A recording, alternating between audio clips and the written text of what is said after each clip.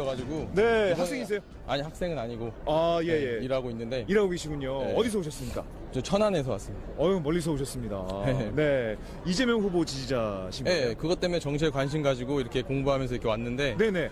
저는 이제 이재명 이렇게 응원하는 것보다 이번 경선 과정에서 좀 불합리한 것들이 많았잖아요. 아, 어떤 게 있었죠? 예를 들면 네. 현장 투표가 갑자기 네. 전날에 발표가 돼가지고 갑자기 그 정해진 투표 그 주말 투표 이 약속이 어겨지고 네. 평일로 바뀌어서 6시까지로 딱 해서 일하는 사람들은 투표할 수 없는 상황이 돼버렸거든요. 그래서 많은 사람들이 투표 못해서 결국 투표율이 19%인가 18%인가 이거 20%도 안 나오는 투표율이 현장 나왔어요. 투표 말씀하시죠? 현장 투표가. 예. 그래서 그거에 대해서 뭐 이렇게 다른 투표할 수 있는 그 주말에 한 번 더 해주던지 이런 식으로 보장해달라고 얘기를 했는데 네. 그에 대한 게 아직 연락이 확답이 없고 아, 그렇군요. 그거랑 또 네네. 하나는 재외국민. 재외국민. 재외국민이 20만이나 투표하고 싶어서 그걸 막 적극 지지자들이 이렇게 알아보고 이렇게 했는데 너무 복잡하게 돼 있어가지고 네. 결국엔 4,000명밖에 그걸 못하고 그 중에서도 또 1,000몇 명은 이런저런 이유로 원인도 제대로 듣지도 못하고 그냥 잘렸다고 이렇게 얘기를 하더라고요. 그래서 3,000 몇 명밖에 이렇게 투표, 결국 2%도 안 되는 네. 이런 식으로 하면 근데 대충 현장 투표나 이렇게 재외국민은 지금 재외국민은 이재명 지지자가 한 3배, 우리나라에 한 3배 정도로 나온다고 이야기를 하고 네. 현장 투표는 조직적으로 움직이는 사람들이 아니면은 일반적으로 이재명 지지하는 사람들이 자기의 투표 권리를 제대로 행사하기 위해서 현장 투표를 신청하는 경우가 많거든요. 근데 그 사람들의 투표권이 솔직히 거의 다 박탈이 된 거예요. 왜냐하면 조직적으로 이렇게 움직이는 사람들이 아니기 때문에 자기 일 그만두고 갑자기 이렇게 나가는 게 전날에 뭐 문자도 못 받은 사람도 많고 네. 이런 식으로 돼서 그것 때문에 이제 불만이 많거든요. 그러니까 제대로 된 뭐 입장 표명이나 그런 것도 없고 이재명 캠프에서는 그냥 잘 돼가고 있다 이런 식으로 얘기를 하는데 이게 무슨 사당도 아니고 이럴 거면 국민 경선을 왜 했냐. 우리 투표권이 제대로 보장도 안 되는데. 네. 그래서 그것 때문에 지금 이재명 지지자들이나 일반 그냥 이재명 지지자를 떠나서 그 네. 이제 자기 주권을 행사하고 싶어하는 사람들이 이제 예. 그것 때문에 이제 불만을 가지고 있는 거죠. 아, 그렇군요. 네. 참 그런 부분들은 이제 당 선관이나 또 네. 캠프 쪽에서 그 부분 따져야 될 그런 얘기를 부분들이네요. 했는데 예, 예. 정확한 확답이나 명확한 그런 어떠한 그 무슨 해결책이 없어요. 그냥 여기까지 이렇게 됐다, 이렇게 돼버려 실수다 이런 식으로. 예. 그런 부분들은 지금 뭐 그 문제 제기를 하고 있는 상황이니까 네, 그래서 오늘 확답을 좀 해야 된다 네. 그런 말씀을 하셨습니다. 네. 자, 그러면 아쉬운 부분이 있고 확답을 분명히 해야 되는 그런 ARS 부분인데요. 문제도 ARS 그렇고. 문제도 그렇고, 네. 뭐 무효표 되고 뭐 이런 네, 그런 그것도 좀- 부분들 예. 좀 알아봐야 납득이 된다. 잘 안 가죠, 솔직히. 알겠습니다. 지금 경선 과정 보면서 이재명 후보 연설 쭉 들으셨을 텐데요. 아니, 못 들었어요. 밖에서 다니라고. 아이고, 네. 못 드셨구나. 네. 그러면은 오늘 어떻게 보면 결정이 날 텐데 그럼 투표를 못 하셨어요? 아니, 저는 하긴 했어요. 하긴 했어요. ARS로 하긴 했는데 네. 그거 정확한 이제 원본 데이터가 나와서 내 투표권이 제대로 행사됐는지 아. 확인하는 게 솔직히 중요하잖아요. 네. 확인을 꼭. 예, 그게 정확히 돼야지. 왜 수개표를 하는 이유도 그런 것에 네. 있는데 ARS는 더더욱 이제 그런 것에 대한 신뢰가 떨어지는 더더욱 좀 명확하게 해 주셔야지 네. 믿음이 가고 이렇게 되는 거지. 네. 이런 식으로 만약에 된다면 솔직히 이걸 어떻게 인정을 하겠는가 일반인들이 상식적으로. 예. 알겠습니다. 네. 저희가 이 당 선관이나 캠프 쪽에서 이거 사안을 알고 있기 때문에요. 저희가 또 확인을 해보도록 하겠습니다. 네. 고맙습니다. 네. 자. 안녕하십니까. 더불어민주당 중앙당 선거관리위원회입니다. 위원께서 건 전화번호는 현재 진행되는 ARS 투표 선거인 명부에 등록되지 않은 번호입니다. 번호를 다시 확인해 주시기 바랍니다. 오늘도 권민철 기자 나와 있습니다. 어서 오세요, 권 기자. 안녕하세요. 자, 오늘 훅뉴스 무슨 얘기를 담아오셨어요? 오늘 또 이 관련 오디오부터 들어보고 말씀드리겠습니다. 예. 지문으로 해요. 예, 꼭 지문 날인이 완료된 투표권을 받아 투표 문제가 나와서요. 투표하세요. 신분 좀 주세요. 지문 좀 주세요. 뭐 투표하시겠습니다. 이 어디예요? 네, 그제 있었던 민주당 경선의 현장 투표, 투표소 투표라고 하는데요. 관련 음향입니다. 아, 민주당 경선 현장 투표 상황. 네, 저희 뉴스쇼 팀의 정다솜 작가가 직접 투표를 해보고 왔는데요. 예, 예. 또 대선 본선도 벌써 47일 앞으로 다가왔죠. 그렇죠. 그래서 오늘은 경선과 본선의 투표와 개표에 무슨 문제가 없는지 살펴보려고 합니다. 대선 경선과 본선의 투개표 문제. 네. 여기서 문제가 있으면 이거는 보통 문제가 아닌데요. 도대체 그렇죠. 어떻게 짚어보셨을지 하나하나 얘기 풀어보죠. 민주당 경선 이야기부터 해보죠. 예. 지금 민주당 경선은 예선이 아니고 본선이라고 하죠. 열기가 대단합니다. 어느 때보다도 더 엄중한 선거입니다. 예. 그런데 이렇게 잡음이 있으면 안 될 텐데 지금 상황이 그렇지가 않죠. 그러니까 세월호 인양 뉴스에 조금 가려지긴 했습니다만 현장 투표 결과가 사전에 유출이 됐어요. 맞습니다. 난리가 났죠. 네, 중간 개표 결과로 보이는 자료가 유출이 됐는데 예. 여론조사 결과조차도 투표에 영향을 미칠 수 있기 때문에 투표 앞두고 공개를 안 하고 있죠. 그렇죠. 그런데 개표 결과가 유출이 됐다. 이건 참 충격적인 일이죠. 예. 현장 투표 비율이 전체 투표의 14%밖에 안 되는데 이게 나머지 경선 투표에 영향을 미칠 수 있기 때문에 심각하다는 겁니다. 당은 곧바로 진상조사에 들어가겠다 얘기를 하긴 했습니다. 그렇습니다. 하지만 이보다 훨씬 더 큰 일이 벌어질 수 있는 투표가 있습니다. 바로 뭔가요? 이겁니다. 2차 선거인단 모집은 본인 명의의 휴대전화를 이용하는 ARS 투표 신청만 가능하며 선거인 명부 등재를 취소한 경우에는 다시 신청하실 수 없습니다. 그러니까 앞에서 설명했듯이 현장에 가서 투표하는 경우가 있고 네. 휴대전화 ARS 투표도 있잖아요. 한 가지 방법으로. 그렇습니다. 다음 주부터 진행될 휴대폰을 이용한 ARS 방식으로 투표하는 방식인데요. 예. 이거를 휴대폰 투표 또는 모바일 투표라고도 합니다. 그렇죠. 남아있는 경선 투표 86%가 바로 이 ARS 투표가 되겠습니다. 근데 뭐가 문제가 될 수 있다는 거죠? 바로 해킹 문제입니다. 어, 사실 스마트폰은 작은 컴퓨터라고 하죠. 그렇죠. 그것도 늘 온라인 상태인 컴퓨터. 스마트폰이 이 보안에 취약하다는 건 너무나 잘 알려진 사실이죠. 고려대 김승주 교수의 이야기 들어보시죠. 예. 모바일 투표라는 것 자체가 어떤 시큐리티상의 위험성은 항상 존재하기 때문에 어떤 중요 선거에 적용하기엔 좀 무리가 있는 시스템인 건 맞아요.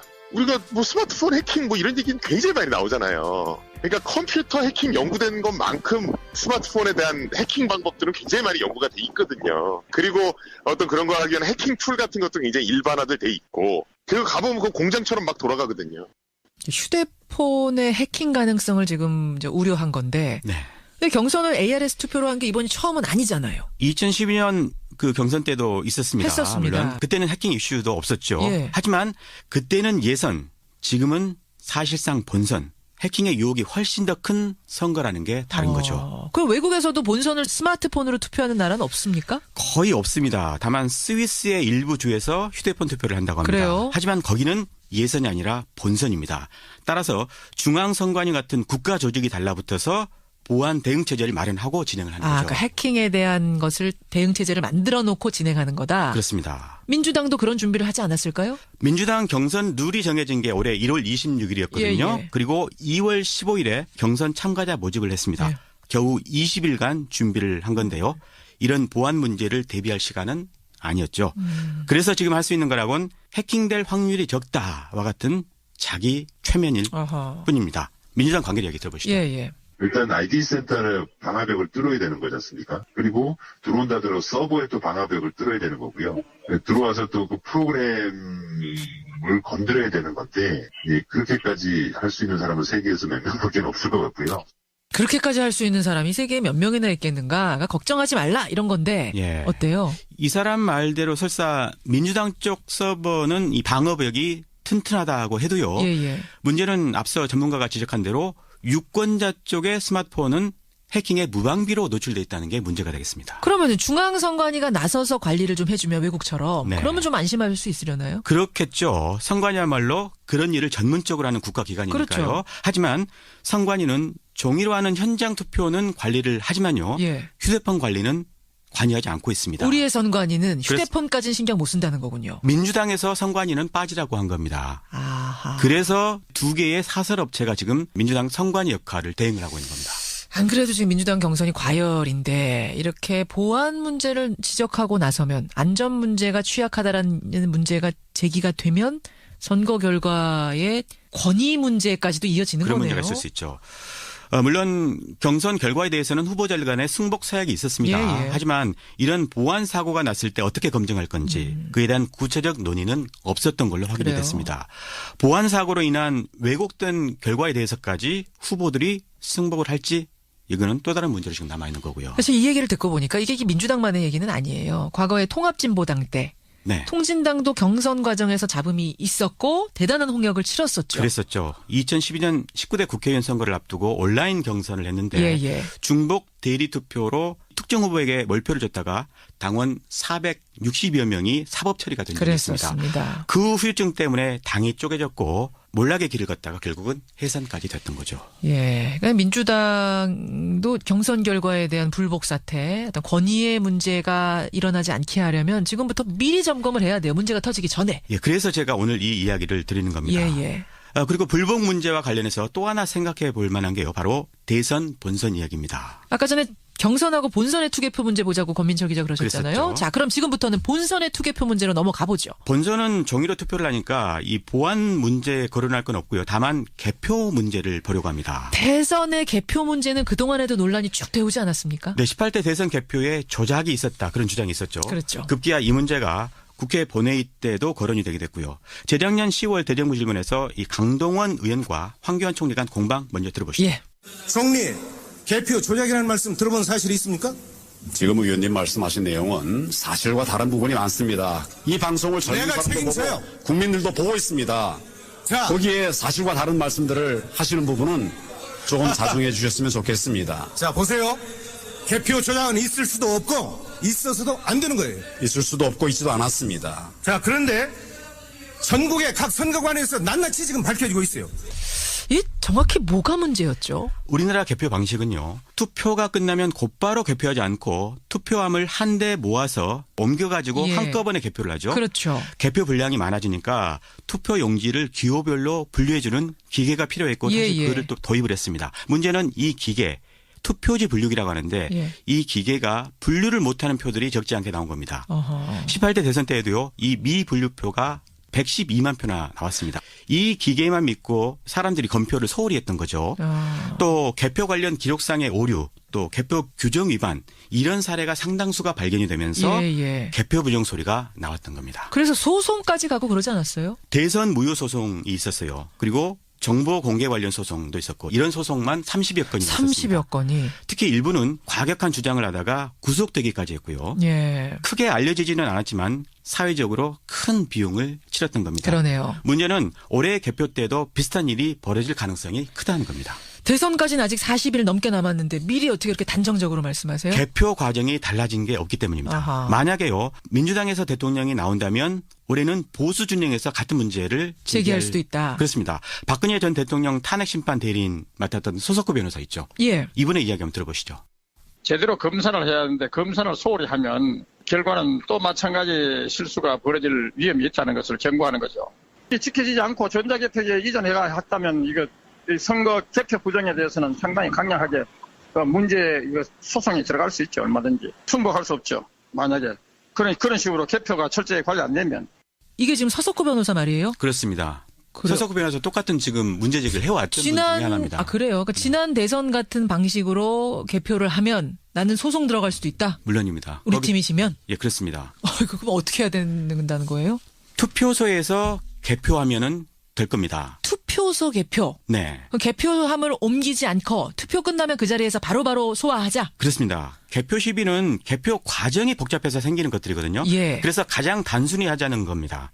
투표소에서 개표하면 개표 시간도 획기적으로 줄일 수 있고 예. 따라서 비용도 절약할 수가 있습니다. 앞서 말씀드린 이 사회적 비용도 물론 줄일 수 있고요. 그래서 민주당 송영길 의원이 이런 내용의 법률 개정안을 현재 제출한 상태입니다. 제출한 게 있군요. 그럼 지금까지는 그 자리에서 안 하고 중앙으로 다 모았던 이유는 뭡니까? 그것도 이유가 있으니까 모았을 거 아니에요. 만약에 투표 용지가 좀 애매한 경우 선관위 직원들이 직접 보고 나서 결정을 한다. 그러니까 일종의 전문성을 이야기를 하고 있는데 투표 용지의 가부를 판단하는 게 그리 전문적인 영역은 아니죠. 아니기 때문에 네. 그냥 각 투표소에서 해도 된다. 이런 거군요. 그렇습니다. 다른 나라도 이렇게 한 나라가 있어요? 독일이라든가 프랑스, 스웨덴, 미국 같은 대부분의 선진국에서 바로 투표소 개표를 하고 있습니다. 자, 이제 그렇게 하자라고 법안은 제출이 됐는데 이번 대선 치러지기 전에 개정이 될까요? 그건 좀 어렵겠죠. 그렇죠. 다른 대안이 있겠습니까? 현실적인 대안도 없진 않습니다. 이 투표지 분류기를 지금처럼 사용을 하되 예. 이 기계에서 이 전자개표로 인식할 만한 다른 기능은 모두 빼자는 겁니다. 무슨 말이에요, 그게? 18대 대선 때부터 이 문제를 주장해온 여수 솔샘교회 정병진 목사 이야기부터 들어보고 이야기하겠습니다. 예. 그대로 모든 그 개표 절차는 그대로 하되 한 가지만 안 하면 돼요. 투표지 분류기에 프린터기 장착돼 있잖아요. 그 프린터기 없애버리면 됩니다.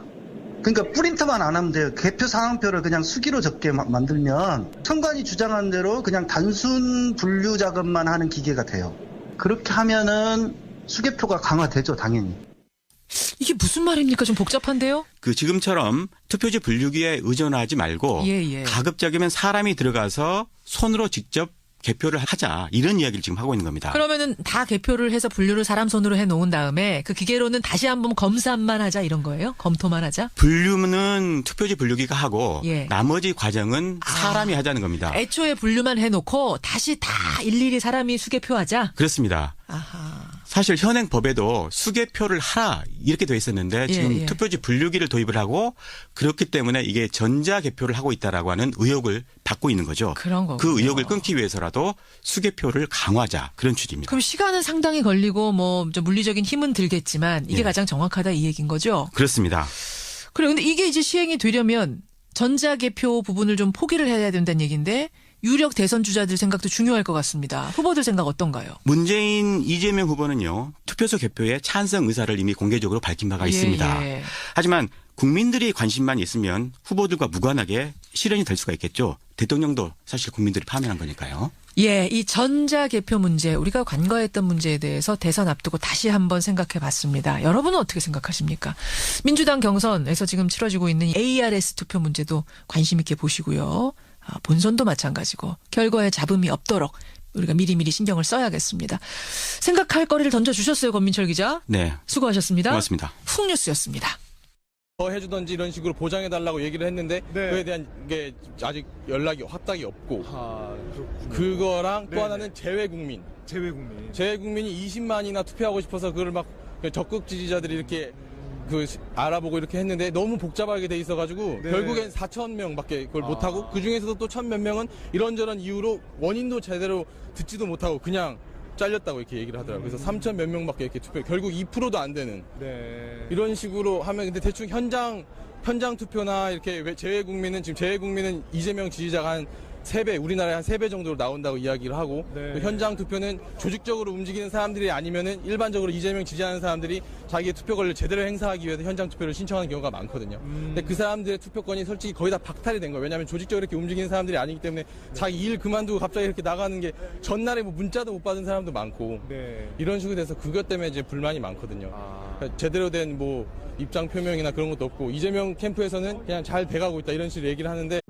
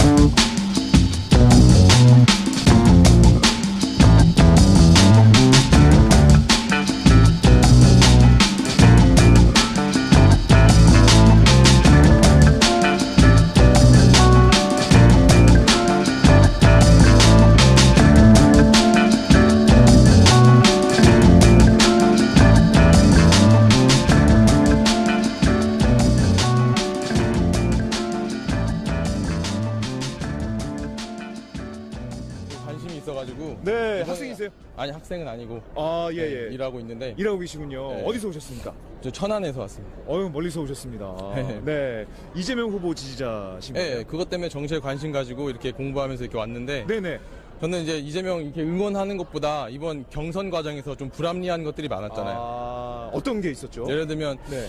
현장 투표가 갑자기 네. 전날에 발표가 돼가지고 갑자기 그 정해진 투표 그 주말 투표 이 약속이 어겨지고 네. 평일로 바뀌어서 6시까지로 딱 해서 일하는 사람들은 투표할 수 없는 상황이 돼버렸거든요. 그래서 많은 사람들이 투표 못해서 결국 투표율이 19%인가 18%인가 이거 20%도 안 나오는 투표율이 현장 나왔죠. 투표 말씀하시는 현장 투표가. 예. 그래서 그거에 대해서 뭐 이렇게 다른 투표할 수 있는 그 주말에 한 번 더 이게 무슨 사당도 아니고 이럴 거면 국민 경선을 왜 했냐. 우리 투표권이 제대로 보장도 안 되는데. 네. 그래서 그것 때문에 지금 이재명 지지자들이나 일반 그냥 이재명 지지자를 떠나서 그 이제 자기 주권을 행사하고 싶어하는 사람들이 이제 예. 그것 때문에 이제 불만을 가지고 있는 거죠. 아, 그렇군요. 네. 참 그런 부분들은 이제 당 선관이나 또 네. 캠프 쪽에서 그 부분 따져야 될 그런 얘기를 부분들이군요. 했는데 예, 예. 정확한 확답이나 명확한 그런 어떠한 그 무슨 해결책이 없어요. 그냥 여기까지 이렇게 됐다, 이렇게 돼버려 실수다 이런 식으로. 예. 그런 부분들은 지금 뭐 그 문제 제기를 하고 있는 상황이니까 네, 그래서 오늘 확답을 좀 해야 된다 네. 그런 말씀을 하셨습니다. 네. 자, 그러면 아쉬운 부분이 있고 확답을 분명히 해야 되는 그런 ARS 부분인데요. 문제도 ARS 그렇고. 문제도 그렇고, 예. 뭐 무효표 되고 뭐 이런 네, 그런 그것도 좀- 부분들 예. 좀 알아봐야 납득이 된다. 잘 안 가죠, 솔직히. 알겠습니다. 지금 경선 과정 보면서 이재명 후보 연설 쭉 들으셨을 텐데요. 아니, 못 들었어요. 밖에서 다니라고. 아이고 네. 못 드셨구나. 네.